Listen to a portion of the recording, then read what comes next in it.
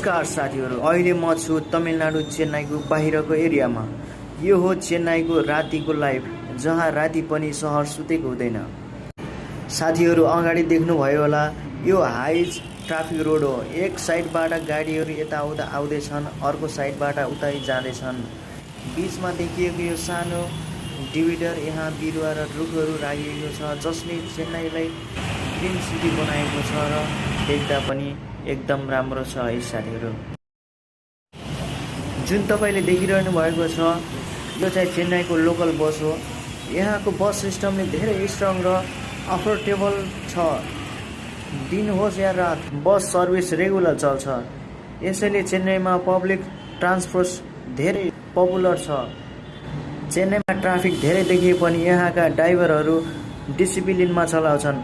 Single follow lane system र डिभिडर सिस्टमले रोडलाई safe बनाइएको छ। साथीहरू, यस्तो रोड, यस्तो ट्राफिक र यस्तो सिटी भाइब राति पनि चेन्नईले डिफ्रेन्ट इनर्जी दिन्छ।